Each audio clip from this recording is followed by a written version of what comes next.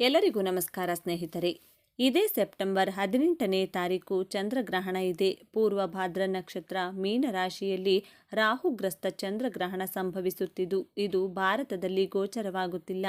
ಆ ಕಾರಣಕ್ಕೆ ಯಾವುದೇ ಗ್ರಹಣದ ಆಚರಣೆಗಳ ಅಗತ್ಯ ಇಲ್ಲ. ಹಾಗಂತ ಚಂದ್ರಗ್ರಹಣದ ಪರಿಣಾಮ ಬೀರುವುದಿಲ್ಲವಾ ಅಂತ ಕೇಳಿದರೆ ಖಂಡಿತ ಪರಿಣಾಮ ಇರುತ್ತದೆ. ಸಂಪೂರ್ಣ ಮಾಹಿತಿ ಈ ವಿಡಿಯೋದಲ್ಲಿ ನೋಡೋಣ ಬನ್ನಿ.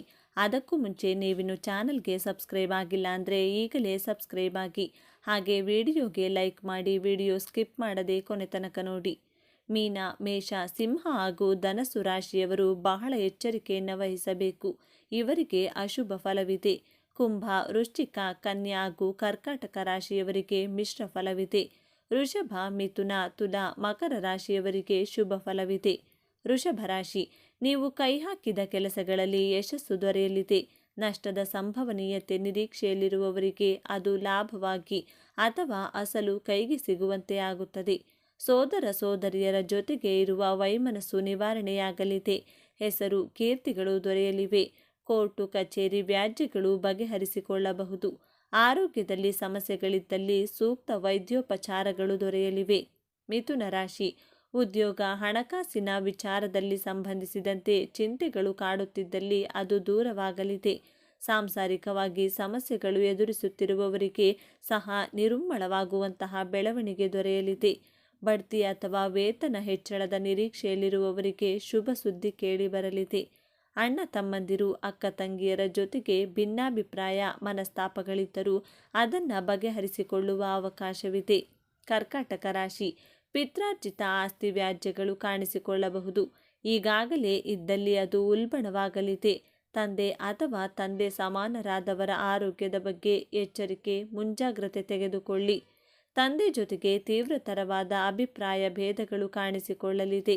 ನಿಮ್ಮದೇ ಮಾನಸಿಕ ಹಾಗೂ ದೈಹಿಕ ಆರೋಗ್ಯದಲ್ಲಿ ಏರುಪೇರುಗಳಾಗಲಿದೆ. ಒತ್ತಡ ಹೆಚ್ಚಾಗಲಿದ್ದು ಯಾವುದೇ ವಿಚಾರದಲ್ಲಿ ಅದೃಷ್ಟ ಪರೀಕ್ಷೆಗೆ ಇಳಿಯಬೇಡಿ.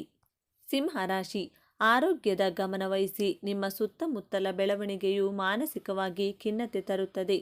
ಮನಸ್ಸು ನಿಯಂತ್ರಣದಲ್ಲಿ ಇಟ್ಟುಕೊಳ್ಳಿ. ವಿವಾಹಿತ ಮಹಿಳೆಯರಿಗೆ ಸಂಗಾತಿಯ ಬಗ್ಗೆ ಚಿಂತೆಗಳು ಕಾಡುತ್ತವೆ. ಆದಾಯದಲ್ಲಿ ಇಳಿಕೆಯಾಗಿ ಅಥವಾ ಹೂಡಿಕೆ ಮಾಡಿದ ಹಣ ನಷ್ಟವಾಗಿ ದುಃಖ ಪಡಲಿದ್ದೀರಿ. ಕುಟುಂಬಸ್ಥರ ನಡವಳಿಕೆಯಿಂದ ಬೇಸರ ಕಾಡಲಿದೆ. ಮುಖ್ಯ ದಾಖಲೆ ಪತ್ರಗಳ ಜವಾಬ್ದಾರಿಯನ್ನು ನೀವಾಗಿ ತೆಗೆದುಕೊಳ್ಳದಿರಿ. ಕನ್ಯಾ ರಾಶಿ, ಪಾಲುದಾರಿಕೆ ವ್ಯವಹಾರ ಮಾಡುತ್ತಿರುವವರಿಗೆ ನಷ್ಟ. ಅಭಿಪ್ರಾಯ ಭೇದಗಳು ಕಾಣಿಸಿಕೊಳ್ಳಲಿವೆ. ವಿದೇಶ, ದೂರ ಪ್ರಯಾಣ ಮಾಡಬೇಕು ಎಂದುಕೊಳ್ಳುವವರಿಗೆ ಸಮಸ್ಯೆಗಳಾಗಲಿವೆ. ನಿಮಗೆ ಬೇಡದ ವಿಭಾಗ, ಸ್ಥಳಕ್ಕೆ ವರ್ಗಾವಣೆಯಾಗಬಹುದು. ಆಸೆಯನ್ನು ತೋರಿಸಿ ನಿಮಗೆ ವಂಚನೆಗಳನ್ನು ಮಾಡಲಿದ್ದಾರೆ.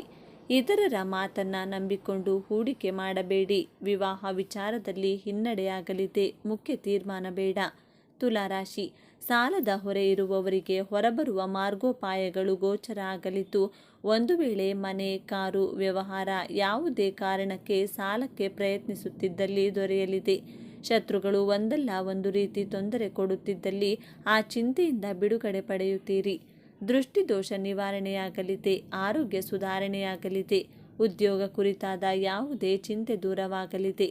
ವೃಶ್ಚಿಕ ರಾಶಿ, ಸಂತಾನ ವಿಚಾರಕ್ಕೆ ಚಿಂತೆಗೆ ಒಳಗಾಗಿದ್ದರೆ, ವ್ಯಾಪಾರ ವ್ಯವಹಾರದಲ್ಲಿ ಹಣ ಹಾಕಿ ಅದು ಸಿಕ್ಕಿ ಹಾಕಿಕೊಂಡಿದೆ ಎಂದಾದಲ್ಲಿ, ಪಿತ್ರಾರ್ಜಿತ ಆಸ್ತಿ ವಿಚಾರಕ್ಕೆ ಗಂಭೀರ ವ್ಯಾಜ್ಯಗಳಿದ್ದಲ್ಲಿ ಇವೆಲ್ಲ ಉಲ್ಬಣವಾಗುವ ಅವಕಾಶಗಳಿವೆ.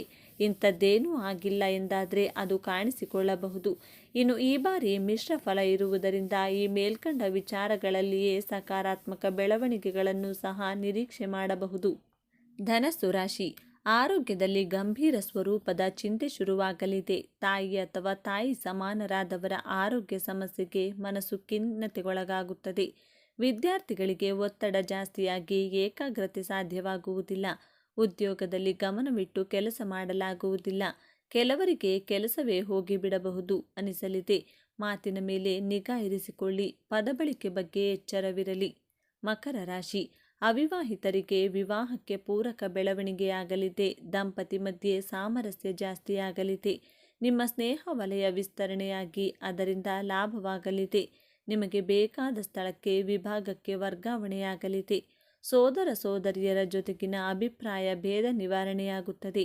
ದೂರ ಪ್ರಯಾಣ ಅಥವಾ ವಿದೇಶ ಪ್ರಯಾಣಗಳ ಅಡೆತಡೆ ನಿವಾರಣೆಯಾಗುತ್ತದೆ. ತಂದೆಯವರ ಆರೋಗ್ಯ ಚೇತರಿಕೆಯಾಗಲಿದೆ. ಕುಂಭರಾಶಿ, ಹಣಕಾಸಿನ ವಿಚಾರಕ್ಕೆ ಮಾನಸಿಕ ಚಿಂತೆ ಕಾಡುತ್ತಿದ್ದಲ್ಲಿ ಸಾಲ ಬಾಧೆಯಿಂದ ಆತಂಕ ಎದುರಾಗಲಿದೆ. ಶತ್ರುಗಳ ಕೈಮೇಲಾಗುವ ಎಲ್ಲ ಸಾಧ್ಯತೆಗಳಿವೆ. ಕೌಟುಂಬಿಕವಾಗಿ ಸಣ್ಣ ಪುಟ್ಟ ವಿಚಾರಗಳಿಗೂ ಜೋರು ಮಾತುಕತೆ, ವಾಗ್ವಾದಗಳು ನಡೆಯುತ್ತವೆ. ನಿಮ್ಮ ರಾಶಿಗೆ ಕುಟುಂಬ, ವಾಕ್, ಧನ ಸ್ಥಾನದಲ್ಲಿ ಗ್ರಹಣ ನಡೆಯಲಿದ್ದು ಈ ವಿಚಾರಗಳಿಗೆ ಸಂಬಂಧಿಸಿದಂತೆ ಒಳಿತು ಕೆಡುಕು ಎರಡನ್ನೂ ಅನುಭವಿಸುತ್ತೀರಿ. ಮೀನರಾಶಿ, ನಿಮ್ಮದೇ ರಾಶಿಯಲ್ಲಿ ಗ್ರಹಣ ನಡೆಯಲಿದೆ. ಹತಾಶೆ, ಸಿಟ್ಟು, ಖಿನ್ನತೆ, ಮಾನಸಿಕವಾಗಿ ಜರ್ಜರಿತರಾಗುತ್ತೀರಿ. ಆರೋಗ್ಯದಲ್ಲಿ ಏನೋ ಏರುಪೇರಾಗಿದೆ ಎಂಬ ಮಾನಸಿಕ ಕ್ಲೇಶ ಕಾಡಲಿದೆ. ದೊಡ್ಡ ಪ್ರಾಜೆಕ್ಟ್ಗಳಿಗೆ ಕೈ ಹಾಕಿದ್ದರೆ, ಸೈಟು ಖರೀದಿ, ಮನೆ ಖರೀದಿ ಇಂಥವುಗಳಿಗೆ ಮುಂದಾಗಿದ್ದರೆ ಈ ಎಲ್ಲದರಲ್ಲೂ ಏಕಕಾಲಕ್ಕೆ ಹಿನ್ನಡೆಯಾಗುತ್ತದೆ. ನಿಮ್ಮ ಶ್ರಮ ಸಂಪೂರ್ಣ ವ್ಯರ್ಥವಾಗುತ್ತದೆ. ಪರಿಹಾರ: ಇದು ದ್ವಾದಶ ರಾಶಿಯವರು ಅನುಸರಿಸಿದರೆ ಉತ್ತಮ. ಗ್ರಹಣ ಸಂಭವಿಸುವ ದಿನ ಮನೆಯ ಹತ್ತಿರ ಇರುವ ಶಿವ ದೇವಾಲಯಕ್ಕೆ ತೆರಳಿ ಹಾಲಿನಿಂದ ರುದ್ರಾಭಿಷೇಕ ಮಾಡಿಸುವುದು ಉತ್ತಮ. ಇನ್ನು ಇದರ ಜೊತೆಗೆ ಚಂದ್ರಬಿಂಬ, ಬಿಳಿಯ ವಸ್ತ್ರ, ಅಕ್ಕಿ ಅಥವಾ ಭತ್ತ ಹಾಗೂ ಉದ್ದಿನ ಬೇಳೆಯನ್ನು ದಾನ ನೀಡಬೇಕು. ಇದನ್ನು ವೀಳ್ಯದೆಲೆ, ಅಡಿಕೆ, ಬಾಳೆಹಣ್ಣು, ತೆಂಗಿನಕಾಯಿ ಸಹಿತವಾಗಿ ನೀಡಬೇಕು. ಇನ್ನು ಶಿವಾಷ್ಟೋತ್ತರ, ಚಂದ್ರಾಷ್ಟೋತ್ತರ ಪಠಣವನ್ನು ಮಾಡಿ. ಸೆಪ್ಟೆಂಬರ್ 2024ರಲ್ಲಿ ಗ್ರಹಣ ಯಾವಾಗ?